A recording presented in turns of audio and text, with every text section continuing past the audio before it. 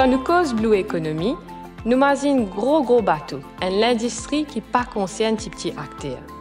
Pourtant, en tant qu'habitant en île, nous tous avons l'impact de la mer qui entoure nous. Nous écoutons Yashwin, qui peut expliquer nous un peu qui était sa Blue Economy.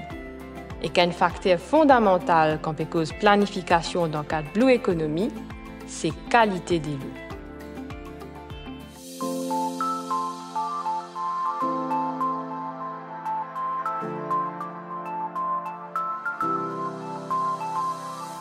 Premièrement, nous devons comprendre que l'océan, c'est de l'eau. La chimie de l'eau est assez compliquée. Je donne un exemple bien simple, qui tout le temps me dit ça avec mon étudiant. Je prends 1 litre de l'eau, je rajoute 35 grammes de sel là-dedans pour faire la même salinité qui de l'eau de la mer. Je ne sais pas pourquoi, de l'eau là pour contracter, il sort aussi 1000 millilitres, il pour 995 millilitres. Donc la chimie de l'eau est extrêmement compliquée.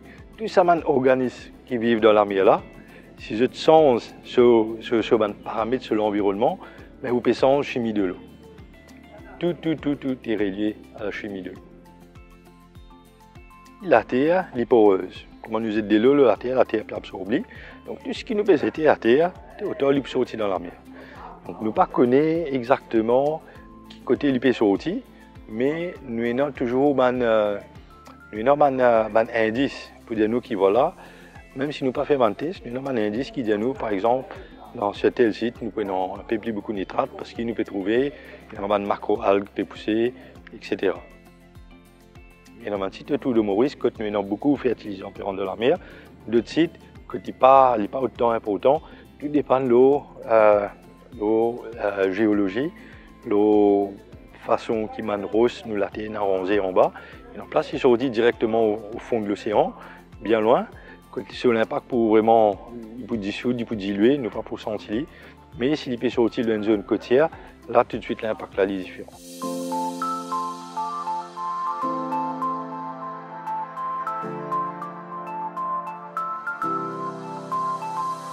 La qualité de l'eau, nous avons deux impacts.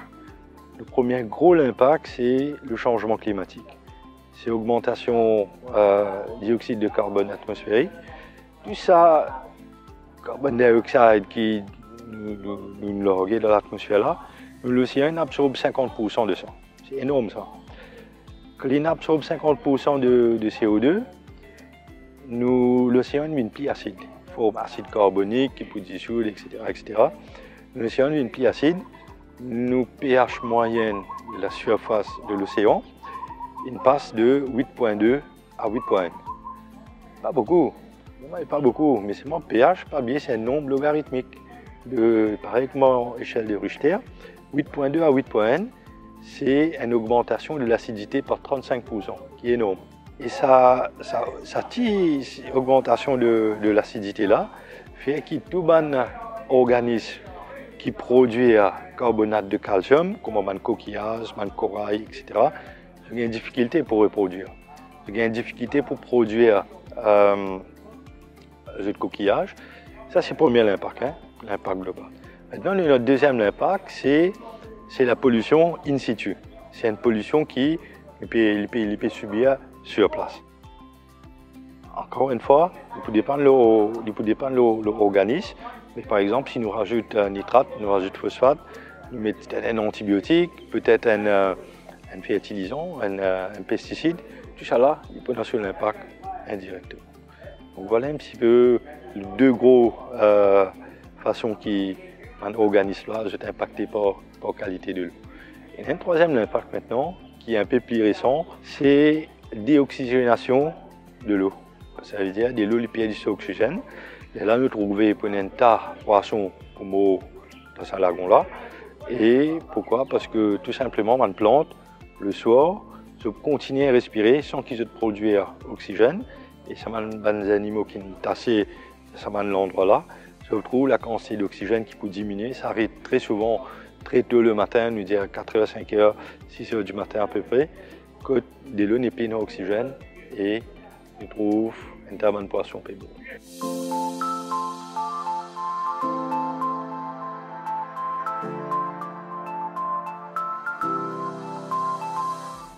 l'économie bleue, et puis qui mauvais travail dans ce domaine-là, je me rends compte que c'est un concept qui est assez mal compris. Nous avons un petit l'origine de l'économie bleue. Nous, en 2012, conférence de Rio, à ce moment-là, toute la nation pécose l'économie verte. Ça veut dire utilisation de la terre pour faire l'agriculture ou de développement, tout en tenant compte la partie sociale et la partie environnementale. Donc en 2012, nous avons tout un petit État insulaire en développement, tout un site. Il y a comme ça, mais nous payons beaucoup la terre, mais par contre, nous avons beaucoup la mer. Mais pour nous, c'est l'utilisation de la mer là qui est important. Donc depuis 2012, nous avons tout un petit État insulaire en développement qui peut sa plaidoyer pour l'économie bleue, c'est-à-dire une économie qui prend en compte l'aspect environnemental et aussi l'aspect social. À petite échelle, nous prenons par exemple le secteur de la pêche. Maintenant, la pêche industrielle à grande échelle, mais nous avons aussi la pêche artisanale au bord de la côte. Ça ne veut pas dire que la pêche artisanale n'est pas une partie de l'économie bleue. Au contraire, c'est ça que c'est la livelihood au quotidien des panneaux. Donc quelque part, tout le monde, tous ceux qui utilisent l'océan font partie de l'économie bleue. On va aller un petit peu plus loin. Nous considérons une population côtière, tout le monde qui habite depuis la côte, jusqu'à 50 km inland. 50 km inland. Qui fait parce que sa zone, on appelle ça une zone tampon de 50 km, c'est-à-dire tout le monde dans sa région-là, je prends l'impact, toute cette activité prend l'impact sur l'océan.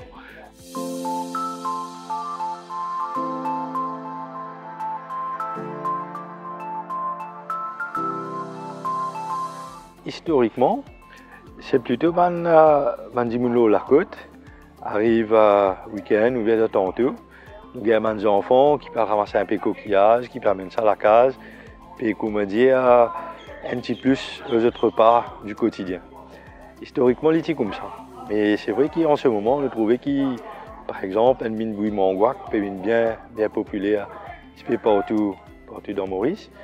Et nous avons dit que ces animaux-là, c'est vraiment un coquillage. Comme on l'a mentionné avant, tous ces organismes qui ont un coquillage, là, je peux gagner une difficulté pour faire ce coquillage, parce qu'avec le changement climatique, nous avons de l'eau plus acide, etc. Donc, nous remarquons que ces animaux-là, je peux subir de plus en plus de stress environnemental, stress, quand on dit pollution localisée, mais aussi un stress, peut-être une surexploitation, une surpêche. Une culture raisonnée, durable en barachois et finalement une solution qui nous est capable d'envisager et qui est capable de porter ses fruits au long terme.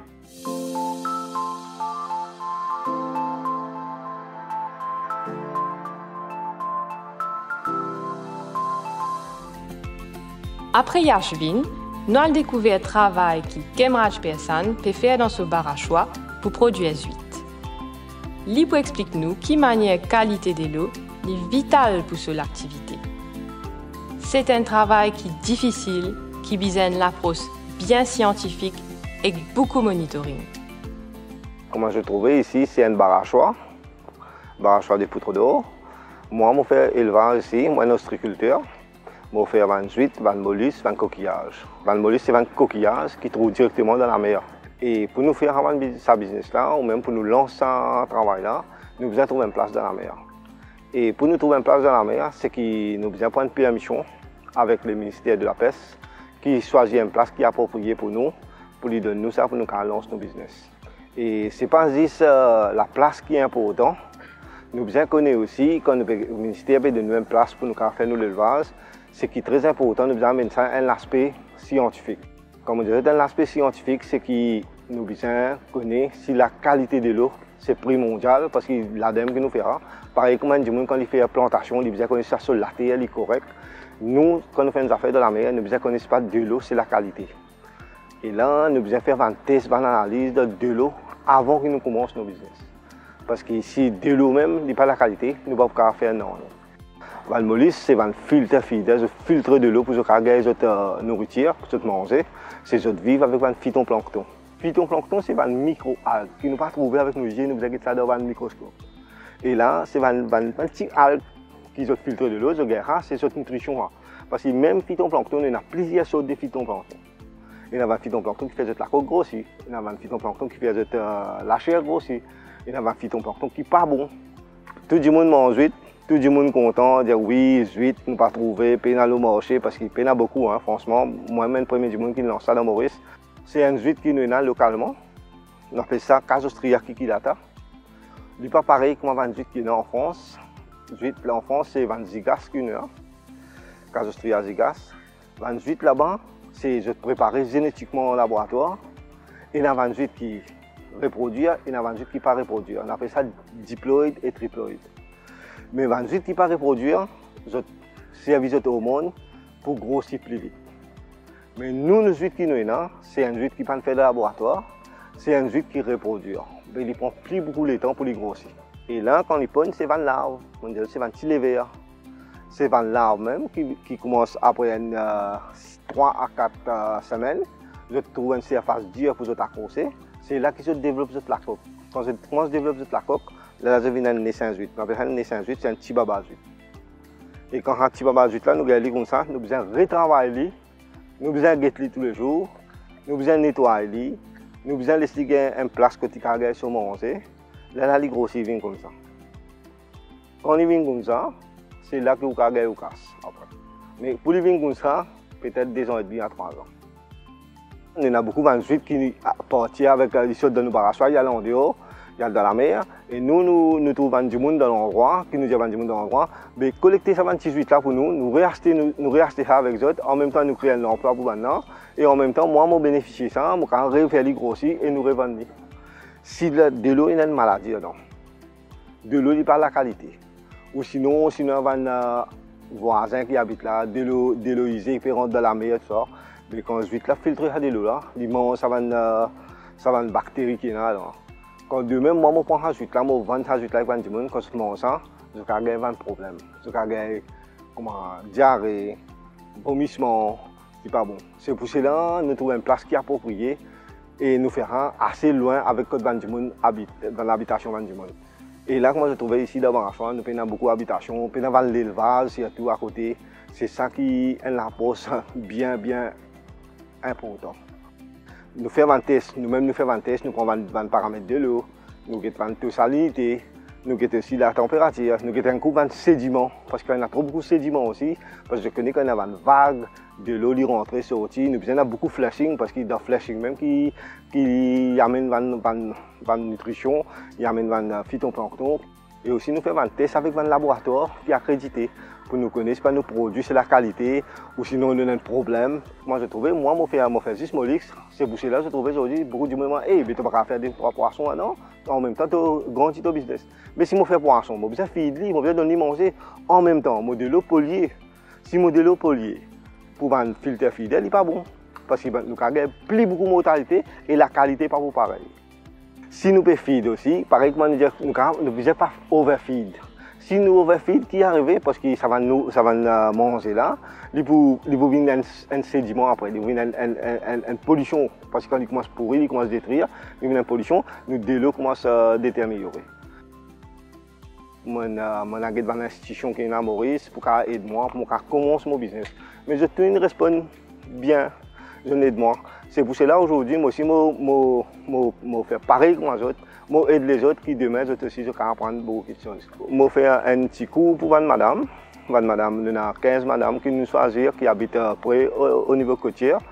Et là, nous devons comment nous faire un business model, c'est tout. Et aussi comment nous apprendre pour faire l'aquaculture. Et nous faisons un cours là, qui demain, je peux lancer un petit propre business pour eux-mêmes. Je suis capable de débuter ce petit pied et je suis capable de commencer à travailler, je suis capable de faire vivre cette famille. Ce business-là, c'est nous dans l'avenir dedans, parce que nous ne pouvons pas détruire, nous pouvons reproduire. Plus nous reproduire, ça veut dire qu'on aller tout le temps, pour multiplier tout le temps. Si un monde mange un poisson, il y a un poisson qui mange, il finit la même. Tandis que si un monde nous montre comment la pêche, comment faire, comment multiplier, il pourrait se manger tout le long de la vie. En fin de compte, quand nous commençons un business, c'est que moi ici, je tiens mon frère parce que c'était une première qui m'a lancé Maurice. Et comment je trouvais aujourd'hui, moi encore là. Ça veut dire que le business là, il continue à marcher, mais avec beaucoup de difficultés. Ça me dire franchement, parce qu'il y a une première, nous avons beaucoup de données, nous faisons apprendre par nous apprendre beaucoup de choses. C'est juste qu'on nous met dans de l'eau qui nous parle connaître, qui va nous faire, qui nous besoin faire. Nous ne pouvons pas faire théoriquement, nous dire que nous mettons ça dans de l'eau, ça va venir nous aider. Non, c'est beaucoup de travail à faire. Quand on met tout la main dans la pâte, c'est là qu'il va apprendre. À Maïbou, à Wakasho, au Espéling, je trouvais tout le poisson. Je vais sauver, je nager, je nager parce que je trouvais de l'eau pas bon, la qualité pas bonne. Le place dans l'habité. Mais il y a un produit qui pas bouger, comme un mollusque qui reste en place. Je ne filtre avant de l'huile qui pour battre de l'huile là. Je ne mange ça et je ne mange. Et là, quand si mon cas, aussi nous allons partir l'est, sud-ouest, nous vous trouvez qui peine avant de mollusque parce que un coquillage une mot parce que je ne peux pas nager, je ne peux pas aller, je reste en place. Et moi, ce qui m'a fait aujourd'hui, qui m'a fait produire un coquillage et demain on va le placer là-bas qui va mourir, qui va bénéficier après en retour. Nous pouvons refaire une réhabilitation pour un mollusque, un coquillage dans l'endroit là. Et ça nous verra en collaboration avec les gens qui habitent là-bas. Parce que quand moi, je vous verrai, c'est que moi, je suis avec là-bas. Le changement climatique, c'est un aspect très important pour nous. Parce que quand la pluie trop beaucoup, là aussi, c'est pas bon parce que le taux de salinité est baissé. Et là, de l'eau nous avons beaucoup de mortalité. Quand nous avons un cyclone, ou bien nous avons un décès, nous avons un sédiment, tout ça a affecté nous. Le naissin, moi je connais, le naissin est très fragile. Quand nous faisons dans la mer et quand nous faisons dans le laboratoire, c'est un monde différent. Parce que quand on est dans la mer, nous ne pouvons pas contrôler la température. Si le soleil est fort, le naissin est mort parce que c'est plus fragile, c'est un petit baba.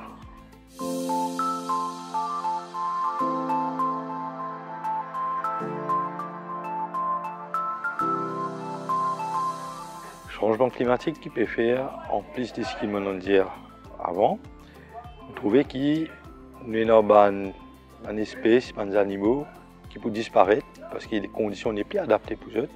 Et nous trouvons qu'il y a une nouvelle espèce qui peut commencer à apparaître. Donc il y a un gros changement dans l'écosystème. Ce qui nous peut trouver, nos générations nous peut trouver aujourd'hui, peut-être que dans 2-3 générations, si nous pas faisons rien, nous continuons utilise l'océan qu'on nous peut faire actuellement, ça m'a une génération future, je ne peux plus trouver l'océan comme nous pouvons trouver. Je suis capable de retrouver un désert, je suis capable de trouver une autre affaire, mais je ne peux plus connaître la mer comme nous pouvons trouver aujourd'hui.